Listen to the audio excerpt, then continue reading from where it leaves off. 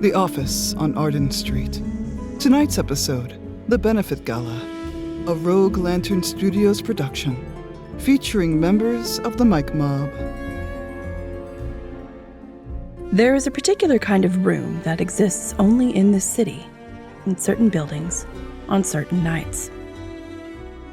A room that costs more to enter than most people make in a month, where the flowers are real and the conversation isn't. And everyone present has decided, by unspoken agreement, that appearances are the same thing as facts. The Meridian Hotel ballroom was that kind of room. Arthur Corday had built his career in rooms like it. He understood them the way some men understand bad weather. Not by studying it, but by having survived enough of it to know when something was coming. He didn't survive this time.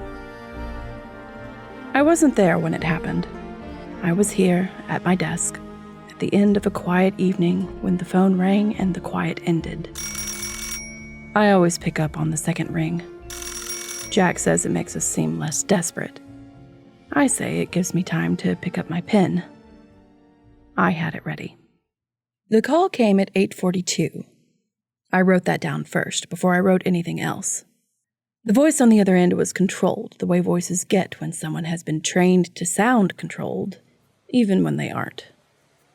Miss Finch? My name is Carol Stark. I'm the assistant to the mayor's office. I need to speak with Mr. Webb immediately. Mr. Webb is unavailable at the moment, Miss Stark. I can take a message and have him return your call There within... isn't time for a return call. Arthur Corday is... dead. He was found 20 minutes ago in the VIP lounge at the Meridian Hotel. The gala is still in progress. 200 guests. Press in the lobby. The mayor needs this assessed quietly before anyone uses the word murder in a room with a reporter in it. I'll have Mr. Webb there within the hour. 40 minutes. 35. She hung up. I set down the phone and went to knock on Jack's door. He was already putting on his coat. He'd heard enough through the wall. Who's Corday? Industrialist. Steel and municipal contracts. Sits on 3 foundation boards, 2 of which the mayor also sits on. Careful reputation. Carefully maintained. Was maintained. Was maintained. He took his hat from the rack. I handed him the address, which I had already written down. Don't wait up. I'll be here. He knew that. He always knows that. He told me about the arrival later, the way he always tells me things. Standing in the doorway of my office the next morning, hat in hand, working it out by saying it. The ballroom was still running. That was the first thing. Music. Glasses. The particular murmur of people who had been told to behave normally, and were trying very hard to do so. Which meant, of course, that nothing in the room was normal at all. Carol Stark found him at the entrance. She was exactly what her voice had suggested, someone who had learned to manage chaos by making it resemble order. Mr. Webb, thank you for coming quickly. The body is in the lounge. Private access, invitation only. The police arrived 8 minutes before you. Detective Drake is on scene. He is not pleased that you're here. He rarely is. Who found Corday? Barton Finch, Mr. Corday's personal assistant. He went to bring Corday back to the main room for remarks and found him. He's been kept in a side corridor. He's cooperating. How does he seem? Composed, considering. Considering what? That's a question, isn't it? The mayor's office needs this handled without the evening becoming the story. Mr. Corday had a number of associates present tonight. Business relationships, foundation relationships. If this becomes public before we understand what happened... It becomes a scandal instead of a case. Exactly. I'll need access to everyone. No exceptions. Within reason. Within the truth, Miss Stark. which occasionally requires ignoring reason entirely. She didn't answer that. She led him toward the north corridor, and the music continued behind them, and 200 people raised their glasses to a man they didn't yet know was dead. Drake was waiting. He was always waiting. In Jack's experience, he was a man constitutionally designed to make other people feel like they had arrived late to something he had already finished thinking about. Webb, I was told you'd be coming. I wasn't asked. I know. I'm sorry about that. No, you're not. No, but I said it. Officer Rhodes was posted at the lounge entrance, notebook already open. She clocked Jack the way good officers clock things they don't entirely trust. Carefully, without rushing to a conclusion about it. This is a police matter, Webb. The mayor's office can request a presence as they like. That doesn't make you useful. No, it makes me tolerated. I'll try not to require more than that. What do you have? A pause. Drake was a thorough man. He didn't give information away. Not to Jack, anyway. Arthur Corday, 61, found approximately 50 minutes ago by his assistant. Single blow to the back of the head, no weapon recovered, no sign of forced entry into the lounge. Whoever was in that room with him had either an invitation, or Corday let him in himself. Time of death? Preliminary puts it between 7:15 and 7:45. The gala started at 7. Corday was seen in the ballroom early, then excused himself. Nobody clocked the time. His assistant did. His assistant says he last saw Corday at 7:20, when Corday sent him on an errand across the building. That's a long errand. What was the errand? Yes, it is. Rhodes has the specifics. Rhodes? The errand? Finch says Corday sent him to confirm the evening's remark schedule with the organizer, Miss Stark. He says it took longer than expected. He returned to the lounge at approximately 8:15 and found him. I spoke with Miss Stark separately. She confirmed Finch came to her, but she put him, leaving her closer to 8:05. That's a 10-minute gap she can't account for, and he hasn't explained. Did you put that to him directly? He said he must have been mistaken about the time. Said he was shaken, but said it calmly. I'd like to see the room. Rhodes will take you in. 5 minutes. Then I need it clear. Rhodes held the door. When they were inside, she moved to the far side of the room without being asked, checking the side table, the window ledge, the space behind the settee. The room told him things. It always did. Not loudly. Rooms in this league don't speak loudly about anything. But it told him. Arthur Corday was a large man who had become smaller, the way the dead always do. He was face down near the far settee, one hand extended, the other beneath him. His jacket was undisturbed. His glass was on the side table, half empty, positioned the way a man positions a glass when he intends to return to it. He had not been afraid. Or if he had been, it had happened very quickly. Who else had access to this lounge tonight? Corday had 4 names on the access list. His assistant, Finch, a business associate, a woman named Eunice Marsh, a PR handler, Merle Rollins, and the foundation director, Gloria Blythe. All 4 were in the building tonight. All 4 have been spoken to? Briefly. Drake's working through them. The glass. Was it tested? Flagged for the lab. Nothing visible. And, Webb, there's something else. The inventory lists one glass. Scotch, on the side table. The server who came up around 7:30 logged 2 glasses on the tray. Scotch and sparkling water. He let whoever did this stand close enough to reach him from behind. That means he wasn't surprised to see them. He trusted them, or he had no reason not to. The water glass. Whoever took it had time. They weren't discovering a body, they were leaving one. He looked at the glass again, then at the door, then at the angle of the body relative to where a person would have to stand. He was standing when it happened. He turned away. Whoever it was, he'd already dismissed them. Rhodes wrote something in her notebook. Then she looked up. I'll pull the server's order log. Get the exact time the tray went up. Do that. Rhodes wrote something in her notebook. Jack looked at the door one more time. Then they left the room to the coroner.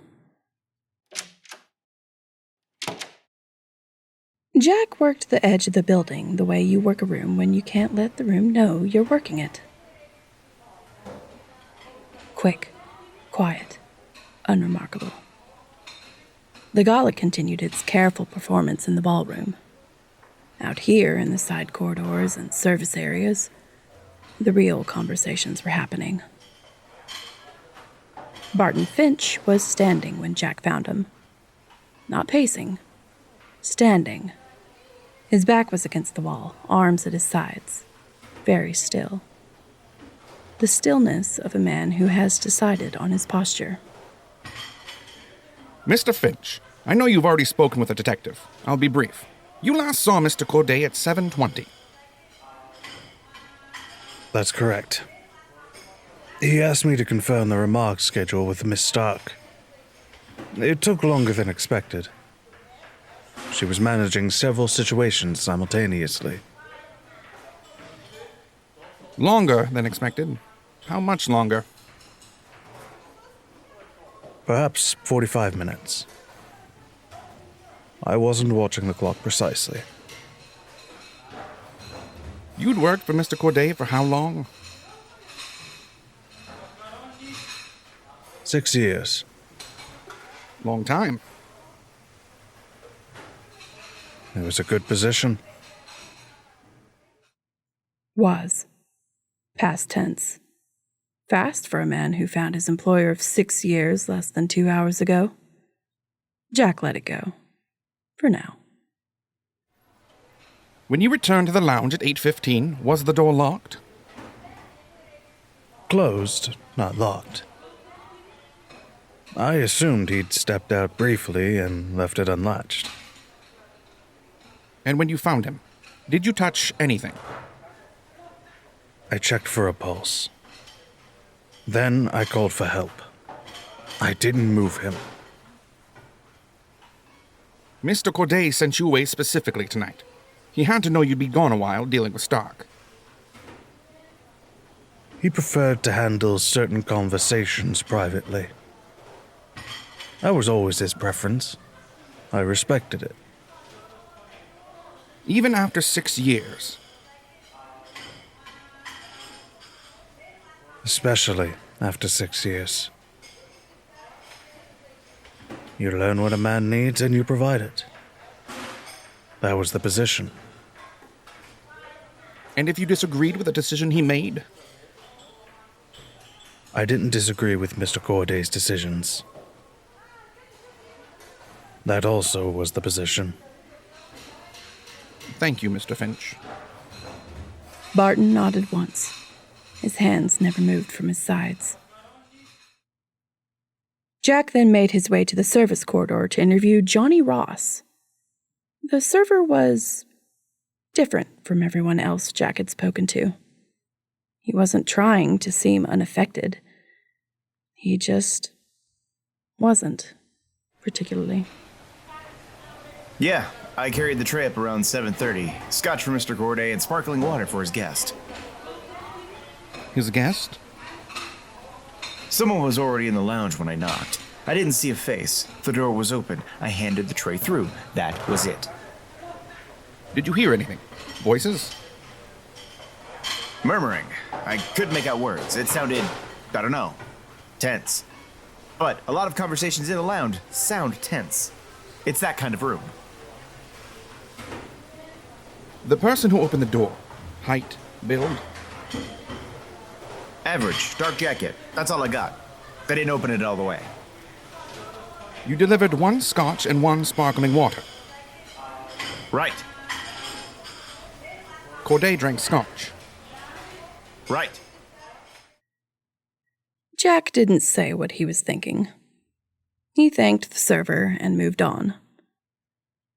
Rhodes had already flagged the missing glass. Now Jack knew where it had been.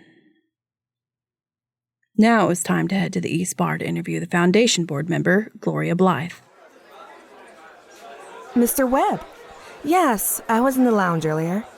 Corday invited me for a brief conversation before the formal program. I left around 7:30. He seemed fine. In good spirits, actually. What did you discuss? Foundation matters. Endowment restructuring. Nothing unusual.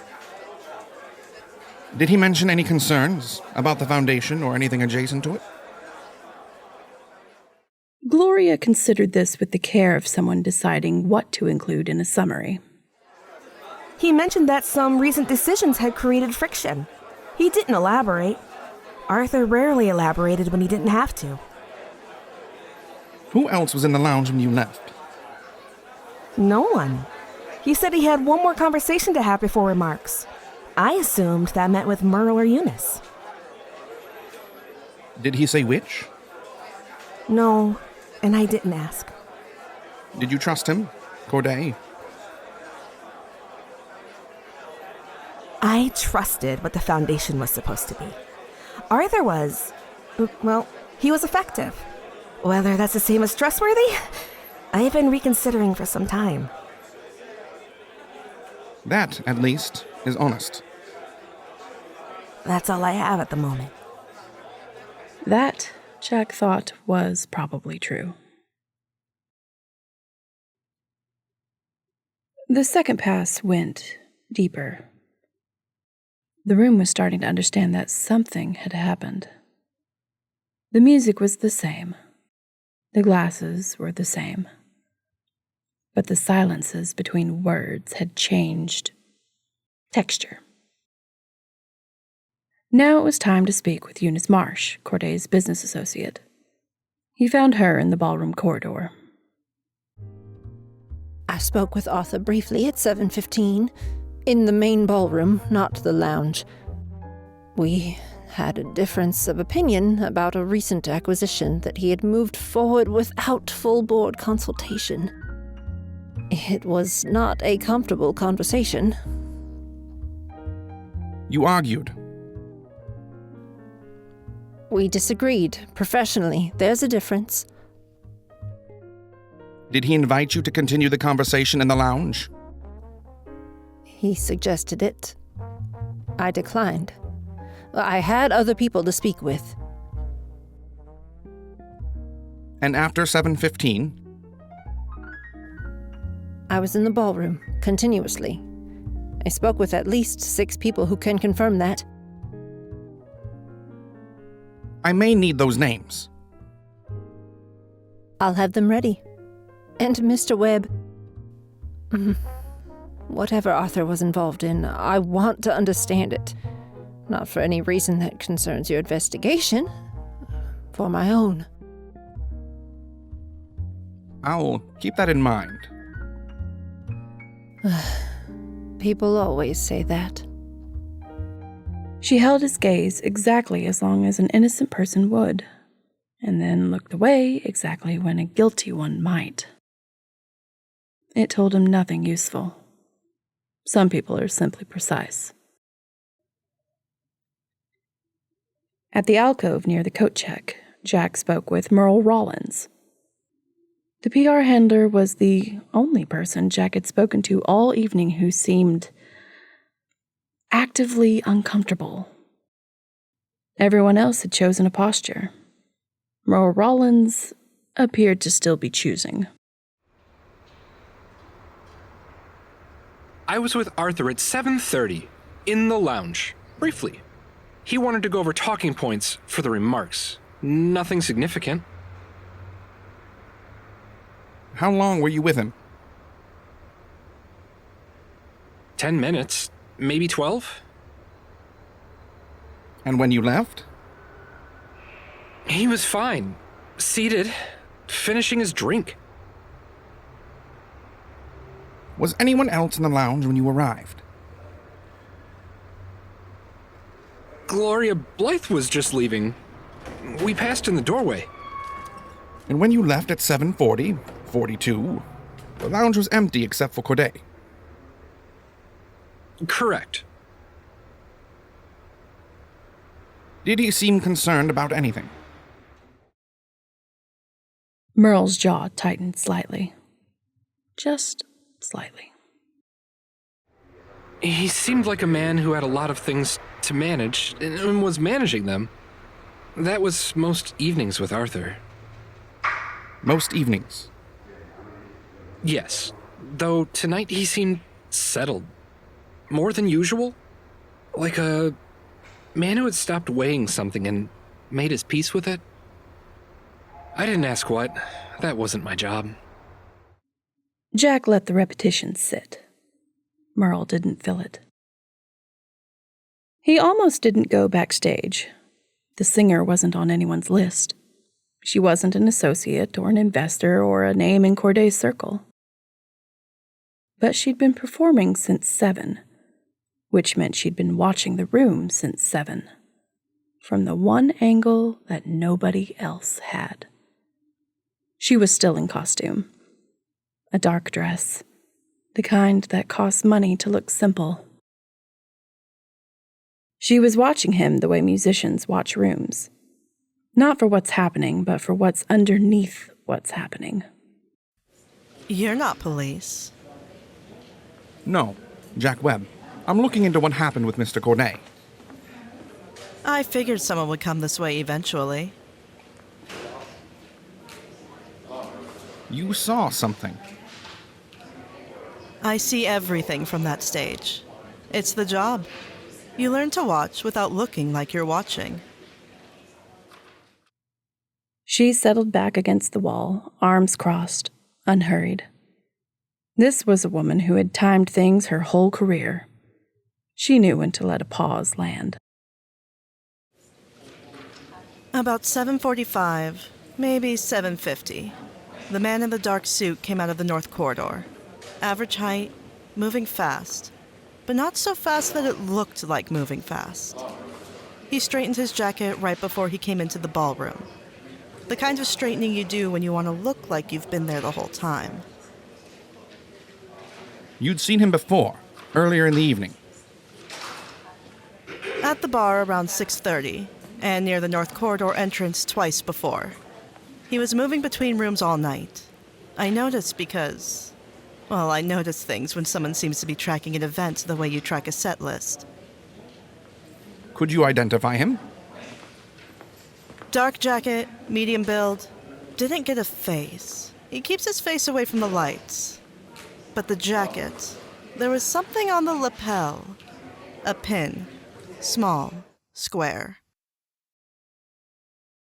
Jack thought about Arden Finch, standing perfectly still against a wall with his hands at his sides. He thought about the square pin on Arden Finch's lapel. He thanked Gilda Harvey and moved quickly. The room had changed. Not visibly. The music was still going. Gilda Harvey had returned to the stage. The glasses were being refilled with the quiet efficiency of expensive service. But something in the air had shifted.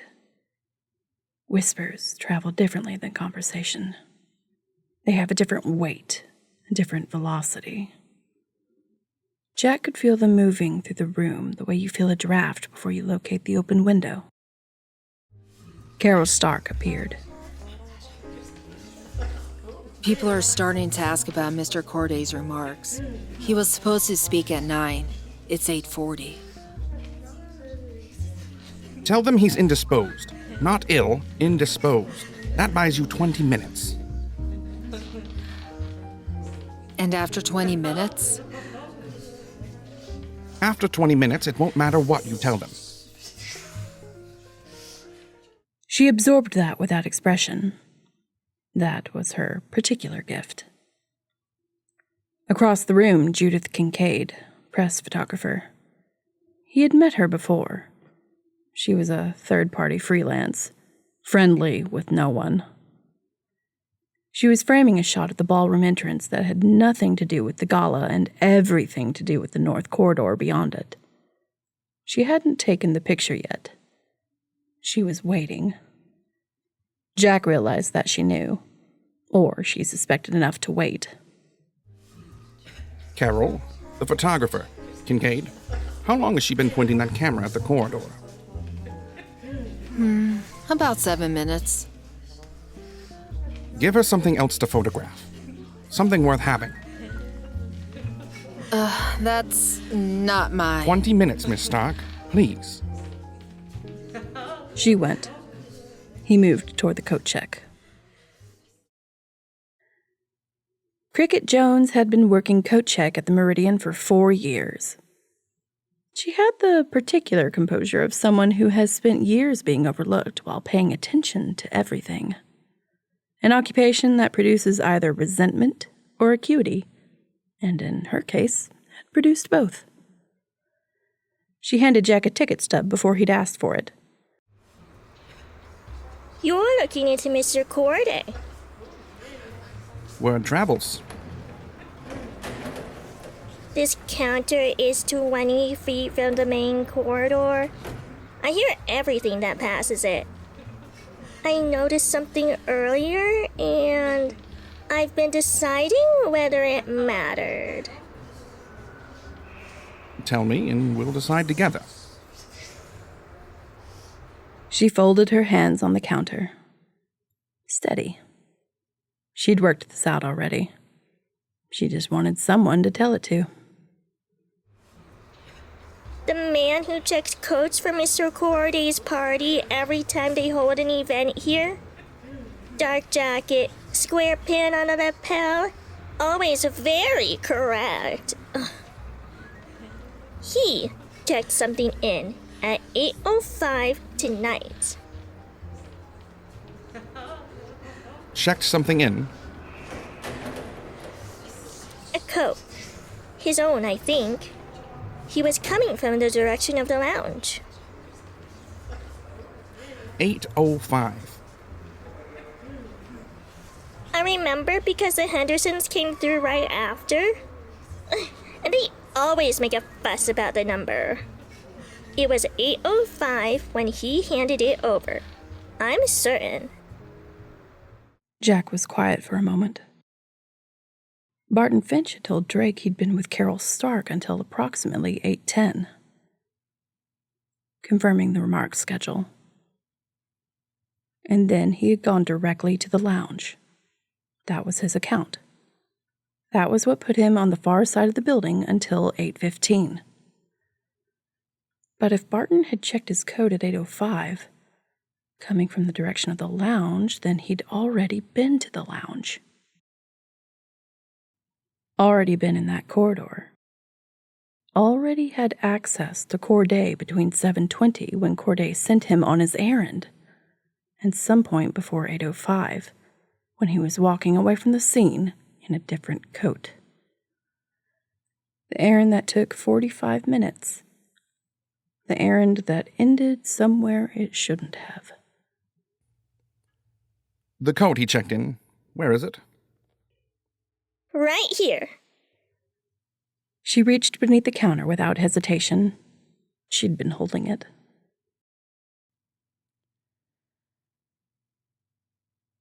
Drake was still in the corridor when Jack came back. Rhodes was with him. Arden Finch had been moved to a separate room.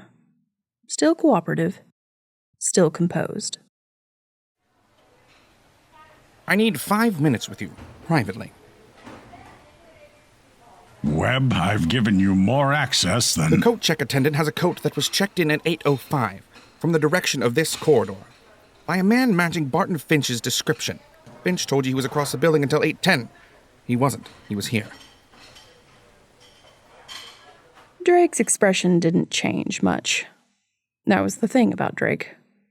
He processed information the way the best investigators do, without letting the processing show. That is your 5 minutes. There was a second glass in that room. Sparkling water. Your inventory didn't list it. Whoever took it on the way out. They had time to remove it because they weren't in a hurry. Because they weren't discovering a body, they were leaving one. Rhodes? On it. You're done here, Webb. I know. I mean it this time. I know that too. He handed Drake the ticket stub Cricket had given him. Drake took it without a word. That was the arrangement on nights like this. Jack finds the edge of the thing, and Drake takes it from there. And neither of them pretends the other wasn't necessary. Jack got his coat and went out into the night.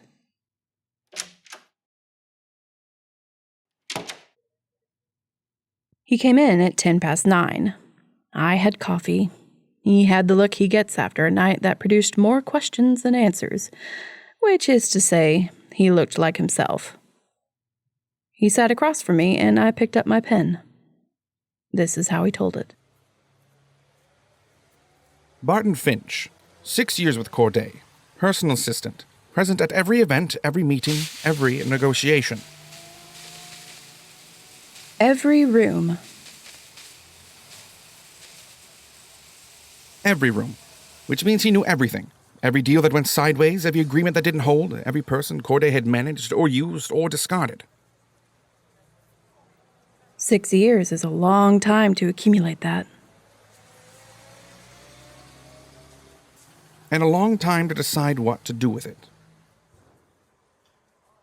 I wrote that down. Then I looked up. What did he do with it? Something specific. Something that happened recently. Recently enough that it couldn't be managed any other way. Eunice Marsh mentioned a recent acquisition, unilateral. No full board consultation. Gloria Blythe mentioned friction from recent decisions. Corday moved on something without consulting people who expected to be consulted. And Finch was the one who knew why, or what it cost. 6 years. 6 years, you know where the edges are. You know what someone was willing to do to protect what they'd built. And what they were willing to do to someone who knew it. Jack was quiet for a moment. Outside, the street was doing what streets do. Moving, indifferent, full of people who had no idea that somewhere across town, a careful man had run out of patience and made a permanent decision about it. The coat is what does it. He's meticulous. He spent 6 years being meticulous on someone else's behalf. He goes back in, he takes the glass that would place him in that room, he walks out, checks his coat, because his coat is evidence and he knows it. Changes into the spare, goes back to being cooperative. But he checked it in. He checked it in. Because he's methodical and the coat needed to disappear and he didn't have a better option in 20 minutes. He thought the coat check counter was the last place anyone would look. He underestimated the coat check counter. He underestimated Cricket Jones. I wrote down that name. I would need to follow up. I always follow up. What happens now? Drake makes an arrest, or he doesn't. The coat goes to the lab, the timeline gets reconstructed. Eunice's 6 alibi witnesses get interviewed and mostly hold up. Merle Rollins tells them about the friction with Corday, eventually, because Merle Rollins is the kind of person who tells you things, eventually. And Barton Finch? Sits in a room and stays composed for as long as he can, because that's what he knows how to do. He's been composing himself in that man's presence for 6 years. The habit doesn't break immediately. He picked up his coffee. He didn't drink it. He just held it. Whatever it was, whatever Corday did, Finch didn't make that decision the night of the gala. He'd made it weeks ago. Maybe months. The gala was just the opportunity.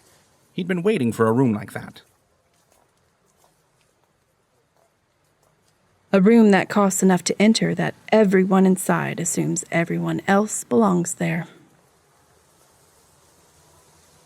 And nobody watches the man who's always been there. A long pause. You think the case is going to hold? The code will. The timeline will. The singer puts someone matching his description in the wrong place at the wrong time. Cricket puts him in the right place at a time he can't explain. It's not nothing. It's not nothing. He finally drank the coffee. Then he put on his hat and went into his office and closed the door. I sat for a while with my notebook open. Barton Finch had spent 6 years making himself indispensable. That's a particular kind of invisible. The kind where people stop seeing you because they've decided they need you too much to look at you clearly. 6 years. And one night at the Meridian Hotel, when a careful man with a lapel pin walked out of the lounge and checked his coat at 8:05 and thought the evening had gone according to plan. It almost had. And Arthur Corday? He forgot that patience in the right hands is indistinguishable from loyalty until it isn't. From the office on Arden Street, the Benefit Gala. The Office on Arden Street. Episode 2, The Benefit Gala. Cast: Tristan Fane as Velma Finch, Timothy Draper as Jack Webb, Tara Gilhausen as Carol Stark, Benjamin P. Johnson as Richard Drake, Alyssa Peterson as Officer Rhodes, Ray McGraw III as Barton Finch, Alyssa Whiting as Eunice Marsh, Kevin Algiers as Merle Rollins, Samantha Draper as Gloria Blythe, Derek Marr as Johnny Ross, Glaive of Gold as Cricket Jones, McKenna Sangren as Gilda Harvey. Written and produced by Olivia Rogue. Sound design and editing by Kevin Algiers. Art direction by Tristan Fane. Show announcing by Jitsia Craft. A Rogue Lantern Studios production, featuring performers and collaborators from the Mike Mob. Special thanks to the Mike Mob community and everyone helping bring these stories to life.